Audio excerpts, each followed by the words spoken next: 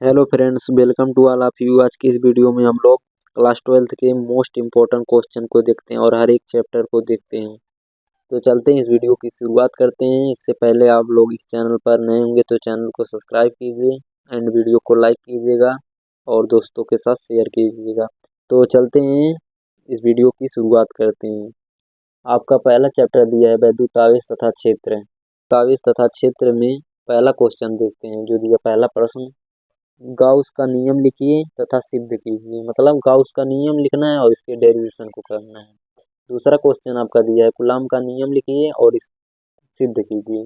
इसका भी कूलाम का नियम लिखना है कि कूलाम का नियम क्या होता है और इसके डेरिवेशन को करना है। आपका प्रश्न नंबर 3 दिया है, एक समान समतल आवेशित चादर के कारण विद्युत क्षेत्र का व्यंजक प्राप्त कीजिए। तो इसका व्यंजक व्यंजक प्राप्त करना है। तो अगला प्रश्न नंबर 4 पे देखेंगे, वैद्युत द्विध्रुव के कारण अक्षीय और निरक्षीय स्थिति में किसी बिंदु पर वैद्युत क्षेत्र ज्ञात करना है। तो ये आपका अक्षीय और निरक्षीय हर एक साल पूछता है, ये मोस्ट इम्पोर्टेंट है। तो इसको अच्छी तरीके से सॉल्व कर लीजिएगा, याद कर लीजिएगा, ये मोस्ट इम्पोर्टेंट है। गाउस का नियम जो है ये भी इम्पोर्टेंट है। तो अगला देखते हैं, आपका अगला प्रश्न नंबर 5 दिया है, विद्युत क्षेत्र की तीव्रता की परिभाषा मात्रक व बीमा लिखिए। इसका मात्रक और बीमा आ सकता है आपके एग्जाम के लिए, भी इम्पोर्टेंट है। और कूलाम का नियम कभी कभी पूछता है। तो अगला आपका प्रश्न नंबर 6 दिया है, एक समान विद्युत क्षेत्र में रखे पदार्थ द्विध्रुव आघूर्ण पर लगने वाला बल। इसको भी आप सब देख लीजिएगा। तो चलते हैं अगले चैप्टर पर। तो आपका अगला चैप्टर दिया है, स्थिति वैद्युत विभव व संधारित्र। स्थित वैद्युत विभव एवं संधारित्र। इसका प्रश्न नंबर 1 दिया है, समांतर प्लेट संधारित्र की धारिता के लिए व्यंजक प्राप्त कीजिए। तो समांतर प्लेट संधारित्र की धारिता का व्यंजक व्यंजक प्राप्त करना है। तो ये भी देख लीजिएगा, ये भी मोस्ट इम्पोर्टेंट है।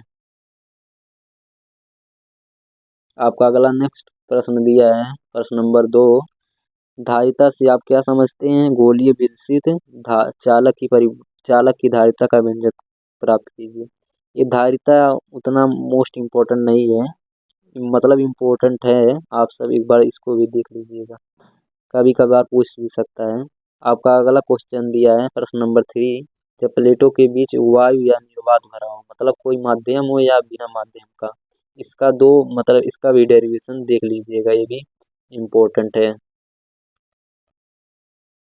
ए के बराबर 1 और के सी बराबर 1 एप्सिलॉन नॉट डी ए, ये दो होता है।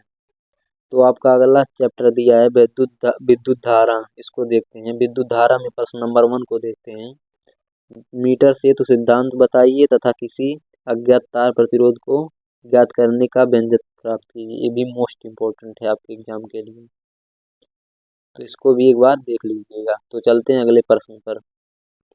आपका अगला प्रश्न नंबर 2 दिया है, किरचॉफ के दोनों नियमों, मतलब केसीएल और किरचॉफ करंट लॉ और किरचॉफ वोल्टेज लॉ को से आप क्या समझते हैं? मतलब इसके किरचॉफ के दोनों नियम केसीएल एंड केवीएल को विस्तार से वर्णन करना है।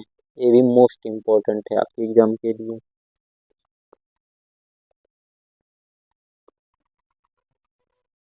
तो अगला प्रश्न देखते हैं, प्रश्न नंबर 3 दिया है आपका, अनुगमन वेग से आप क्या समझते हैं तथा धारा और अनुगमन वेग में संबंध स्थापित कीजिए। ये भी मोस्ट इम्पोर्टेंट है आपके एग्जाम के लिए, तो एक बार इसको भी देख लीजिएगा। तो चलते हैं अगले चैप्टर पर। आपका अगला चैप्टर दिया गतिमान आवेश और चुंबकत्व। गतिमान आवेश और चुंबकत्व में प्रश्न नंबर 1 को देखते हैं। दिया धारा वायु वृत्ताकार कुंडली के केंद्र पर उत्पन्न चुंबकीय क्षेत्र के लिए व्यंजक प्राप्त कीजिए। ये भी इम्पोर्टेंट है आपके एग्जाम के लिए, इसको एक बार देख लीजिएगा। तो आपका अगला प्रश्न नंबर 2 दिया है, दो समांतर धारावाही चालकों के बीच लगने वाला बल आघूर्ण की व्यंजक प्राप्त करिए। आपके आपके एग्जाम के लिए ये भी मोस्ट इम्पोर्टेंट है, एक बार इसको भी देख लीजिएगा और ऐसे प्रश्न आते ही हैं। तो आपका अगला प्रश्न दिया है, तो आपके अगले चैप्टर पर चलते हैं।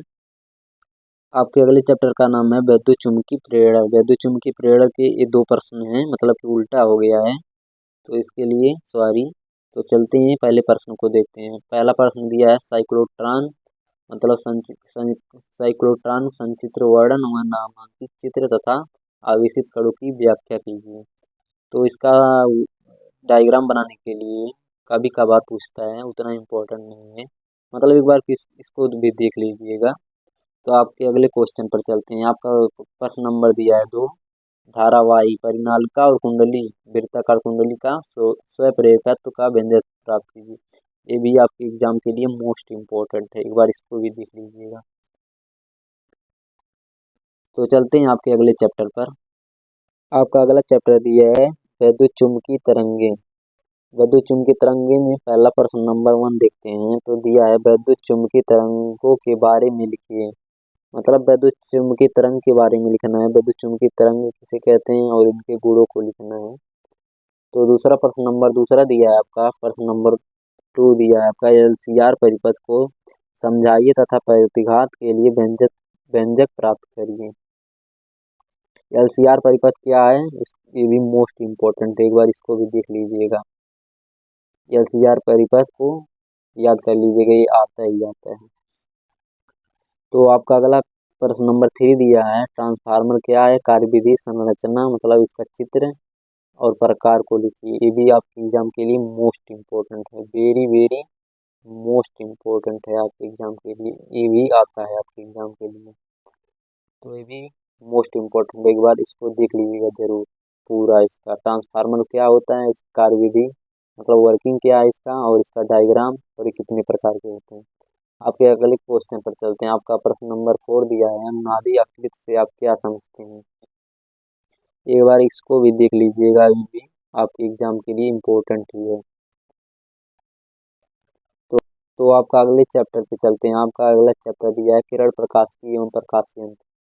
तो किरण प्रकाशिकी एवं प्रकाश यंत्र में प्रश्न नंबर 1 को देखते हैं। दिया है लेंस मेकर के सूत्र को स्थापित कीजिए। मतलब ये भी मोस्ट इम्पोर्टेंट है आपके एग्जाम के लिए, ये डेरिवेशन होता है, इसको डेरिवेशन इसी डेरिवेशन को देख लीजिएगा। इसका लेंस मेकर का सूत्र प्राप्त करना होता है, ये वेरी वेरी मोस्ट इम्पोर्टेंट है, इसको देख लीजिएगा जरूर।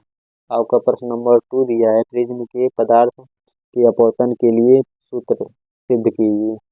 ये भी मतलब उतना इम्पोर्टेंट नहीं है, एक बार इसको देख लीजिएगा। तो चलते हैं अब अगले प्रश्न पर। तो आपका अगला प्रश्न नंबर 3 दिया है खगोलीय दूरदर्शी और संयुक्त या यौगिक सूक्ष्मदर्शी का चित्र बनाकर वर्णन करिए। मतलब कंपाउंड माइक्रोस्कोप का चित्र बनाना है, बना करके वर्णन करना है। ये भी आपके एग्जाम के लिए इम्पोर्टेंट है, एक बार देख लीजिएगा। मतलब पूछता है प्रयुक्त कब है, कभी कभार पूछता है, लेकिन इम्पोर्टेंट है, इसको देख लीजिएगा। तो आपके अगले चैप्टर पर चलते हैं। आपका अगला चैप्टर दिया है तरंग प्रकाश की। तो आपके तरंग प्रकाश में प्रश्न नंबर 1 दिया है व्यतिकरण से आप क्या समझते हैं और ध्रुवणता से आप क्या समझते हैं। मतलब व्यतिकरण को लिखना है और ध्रुवण के प्रकार को लिखना है, व्यतिकरण और व्यतिकरण के प्रकार आपके एग्जाम के लिए मोस्ट इम्पोर्टेंट है, वेरी वेरी मोस्ट इम्पोर्टेंट है, वेरी वेरी मोस्ट इम्पोर्टेंट आपके एग्जाम के लिए भी आता है। तो आपके अगला चैप्टर पे चलते हैं। आपका अगला चैप्टर दिया है विकिरण तथा द्रव्य की द्वैत प्रकृति, ये चैप्टर का नाम है। इस चैप्टर के प्रश्न नंबर 1 को देखते हैं। दिया आइंस्टीन के प्रकाश वैद्युत समीकरणों को लिखिए। ये भी दोनों क्वेश्चन, दूसरा दिया प्रश्न नंबर 2 देहली आवृत्त एवं देहली तरंग से आप क्या समझते हैं। ये दोनों प्रश्न मोस्ट इम्पोर्टेंट है, वेरी वेरी मोस्ट इम्पोर्टेंट है आपके एग्जाम के लिए, एक बार इसको भी देख लीजिएगा। तो चलते हैं आपके अगले प्रश्न पर। तो ये तीनों क्वेश्चन उसी चैप्टर के हैं जो अभी 2 बताए हैं। तो चलते हैं इन 3 क्वेश्चन को देखते हैं। पहला आपका प्रश्न नंबर 1 दिया है डी ब्रागली की परिकल्पना को लिखे हैं। डी ब्रागली या डी ब्रागली बोलते हैं, इसकी परिकल्पना को लिखना है। तो ये भी आपके एग्जाम के लिए इम्पोर्टेंट है, इसको भी देख लीजिएगा। आपका अगला प्रश्न नंबर 2 दिया है द्रव्य तरंगों से आप क्या समझते हैं। और तीसरा प्रश्न नंबर 3 दिया है कार्यफलन किसे कहते हैं। एक बार इसको देख लीजिए, मतलब डबल आ गया। ये दोनों मोस्ट इम्पोर्टेंट है, इसको भी देख लीजिएगा, वेरी वेरी इम्पोर्टेंट है। इसी में रदरफोर्ड व बोहर मॉडल को लिख लीजिए, भी मोस्ट इम्पोर्टेंट है। मॉडर्न फिजिक्स का आपका ये देख लीजिए इस प्रश्न को। तो आपके अगले चैप्टर पे चलते हैं। आपका अगला चैप्टर दिया है परमाणु, परमाणु इसका नाम है। आपके परमाणु चैप्टर में प्रश्न नंबर 1 को देखते हैं। आपका प्रश्न नंबर 1 दिया है, एनवी कक्षा के लिए त्रिज्या के व्यंजक प्राप्त करिए। एनवी कक्षा की त्रिज्या के लिए व्यंजक प्राप्त करना, ये भी इम्पोर्टेंट है, उतना नहीं है, कभी कभार ये भी आ सकता है, मतलब उतना पूछता नहीं, इसको उतना नहीं देखिएगा। तो आपके अगले प्रश्न नंबर 2 पे चलते हैं। आपका प्रश्न नंबर 2 दिया है, समस्थानिक, संभारिक और संन्यूट्रॉनिक किसे कहते हैं तथा इनके उदाहरण लिखें। ये आपके एग्जाम के लिए मोस्ट इम्पोर्टेंट है। इससे 2024 में एक क्वेश्चन आया था फिजिक्स में, तो देख लीजिएगा इसको, most important, very very most important है। समस्थानिक और संभारिक और संन्यूट्रॉनिक और इनके एक एक उदाहरण लिखने के लिए आता है।